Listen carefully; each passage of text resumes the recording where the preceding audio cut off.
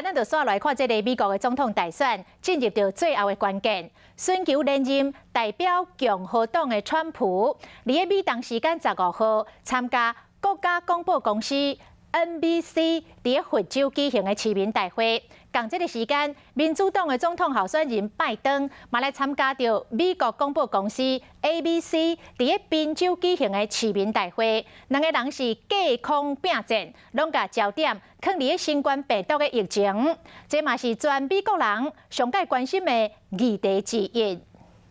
美国总统川普甲民主党总统候选人拜登，一个伫佛州，一个伫宾州，同时举行市民大会。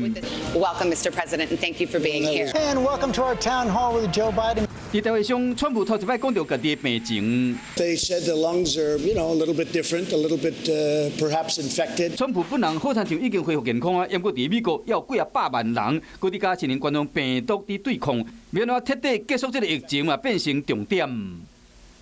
Many people are getting this disease that was sent to us by China, and it shouldn't have been allowed to happen. But many people are getting this, and I mean, nobody's being blamed. Everybody is working hard to get this thing out of our country. 拜登讲，若是做总统，伊的做法会真无共款。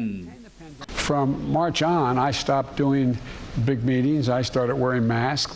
So it was at a time when the science was saying, and his key people, Dr. Fauci, were saying, you should be taking these precautions. So what we should be doing now, there should be a national standard. 拜登个批评讲，疫情遮严重，川普较关心股市，较无关心人民的健康。Our economy is going to be phenomenal next year. You can open businesses and schools if, in fact, you provide them the guidance that they need as well as the money to be able to do it. 大会上，一个是真谨慎，一个是自信满满。不过外界批评讲，两人同时举行市民大会，观众被迫爱选一边来看，安尼无够气。川普甲拜登将会伫美东时间22伫田纳西见面举行最后一场辩论会，两人正面对决时到，更加针锋相对，一定会更加精彩。